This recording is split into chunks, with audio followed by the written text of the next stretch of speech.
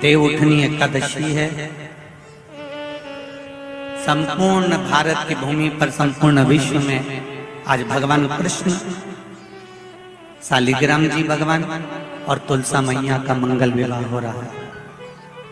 संपूर्ण विश्व में, पूरी भारत की भूमि पर पूरे सनातनी भाई बहन आज शालिग्राम जी के साथ में, लड्डू गोपाल जी के साथ में, भगवान नारायण के साथ में तुलसी जी का मंगल विवाह करेंगे। हम भी चाहते हैं कि आप भी मंगल विवाह करें, पर निवेदन है आप भी भीष्म पितामह जैसे आज भगवान से कह देना, भोलेनाथ मैं भी अपनी बुद्धि रूपी बेटी को तुझे समर्पित कर रहा हूँ। एक कर्म गति के कारण तू लूट बैठी, इतनी अच्छी थी, इतनी बढ़िया थी, पर केवल तेरे ललाट पर जो लिखा हुआ था कर्म की गति का खेल लिखा हुआ था, उसने तुझे अच्छे से बुरा बना दिया। मेरा निवेदन भीकन गांव की इस पावन धरा से, घर घर में चल रही सुमहापुराण से, आस्था चैनल फेसबुक पे सुन रहे सारी बहू बेटियां और माताओं से कि न सास बुरी होती है न बहू बुरी होती है। सास नहीं चाहती कि मैं कोई अपशब्द बोलूं, वही बहू भी नहीं चाहती कि कोई अपशब्द बोलूं, पर ललाट पर जब कर्म गति उल्टी पड़ती है तो अपने आप जिह्वा से अपशब्द निकल ही देती है। यह कर्म गति। अब ऐसे समय पर क्या करोगे आप?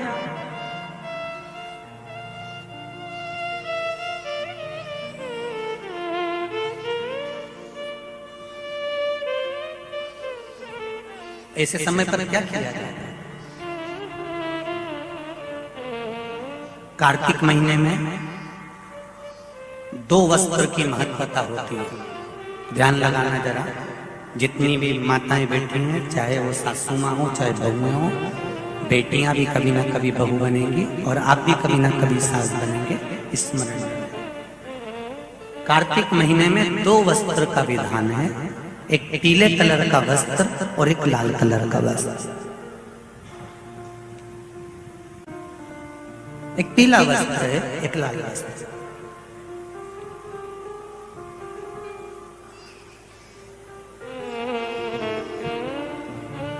आज देवउठनी एकादशी है।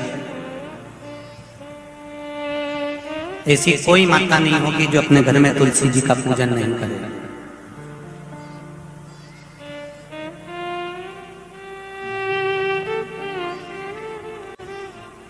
घर की मां यदि आज देवउठनी एकादशी के दिन लाल वस्त्र, बैकुंठ, वैसे तो पचवीगन का महत्व बताया गया है स्कंद पुराण में, जो 5 दिन पीछे के होते हैं। आंवला नवमी से जो क्रम पचवीगन का चालू होता है, पूर्णिमा तक, बैकुंठ चतुर्दशी के क्रम तक, उसका जो महत्व, इन 5 दिनों की महत्वता वैसे स्कंद पुराण में कही गई है, पर आप समझें उसको।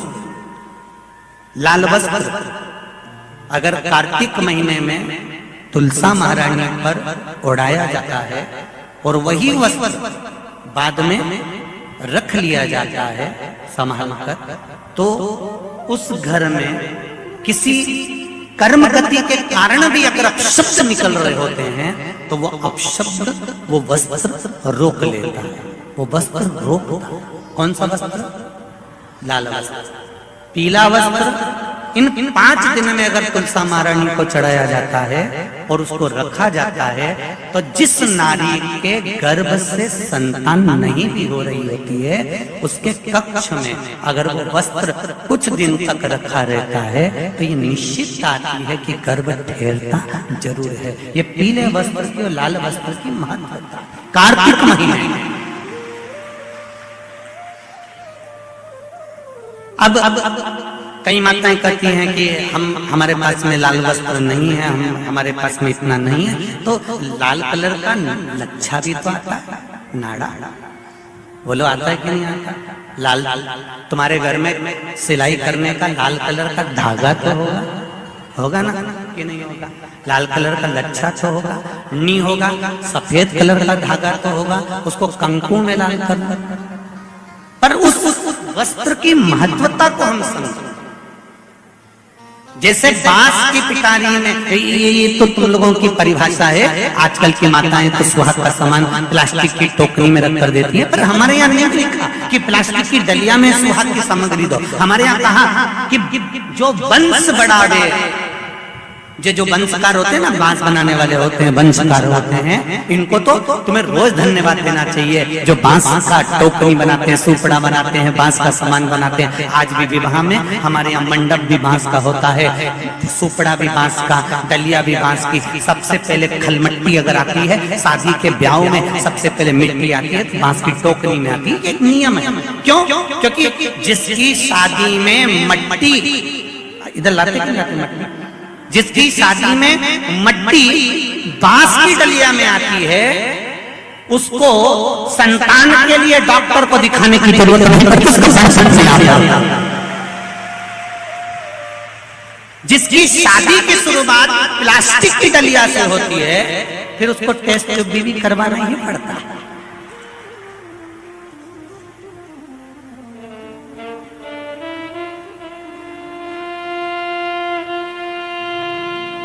ये कुछ हमारे शास्त्रों के नियम है। अब आप उसको समझो ना समझो, चाहे उसके ऊपर हंसो, चाहे कुछ भी करो।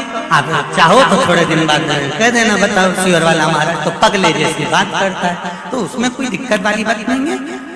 पगले का अवार्ड हमको ही मिलने वाला है, उसमें कोई दिक्कत वाली बात नहीं। पर उसको समझो कि हमारे सनातन धर्म में ये वंशकार, बांस का सामान बनाने वाले, बांस की डलिया बनाने वाले, बांस का सुपड़ा बनाने वाले, सबसे पहले ये वंशकार हुए, फिर खवास नाई ये हुए, फिर चर्मकार हुए, जूता चप्पल बनाने वाले, फिर अन्य जितने जितने हमारे यहाँ, इनको लोग कहते हैं कि इनको हमारे यहाँ से हटा दिया, ऊंची जाति वालों ने इनको पीछे हटा दिया। कोई इनको पीछे हटाने वाला नहीं है। केवल तुम्हारी बुद्धि से लोग तुमको भ्रष्ट कर रहे हैं कि हमको नीचा दिखा रहे हैं, हमको ऊंचा दिखा रहे हैं। किसी जात में, किसी समाज में ये नहीं कहा गया कि इनको नीचा दिखाना। प्रत्येक समाज में, चाहे ब्राह्मण के घर की शादी हो, चाहे क्षत्रिय के घर की शादी हो, चाहे वैश्य के घर की शादी हो, सबसे पहले वंशकार की डलिया आती है, वंशकार आता है। सबसे पहले हमारे यहाँ अगर पादुका बनाई जाती है तो सबसे पहले चर्मकार आता है, सबसे पहले हमारे यहाँ खवास आता है।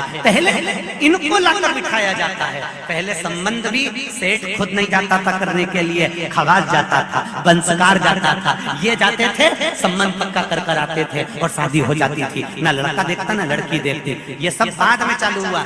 अब दुनिया के लोगों ने अपनी राजनीति को अखाड़ा बनाने के लिए कह दिया कि ये समाज नीची हो गई, ये समाज ऊंची हो गई, इसको पिछड़ा में कर दिया, इसको उसमें कर दिया। कोई नहीं कर रहा किसी को। भगवान की ये पोथी रखी है शिव महापुराण की, जिस पे रखी है, इसके 4 पाए, 1 2 3 और ये 4, ब्राह्मण क्षत्रिय वैश्य शूद्र, ये 4 पाए पर मेरी शिव महापुराण की पोथी रखी हुई है। कोई साधारण है?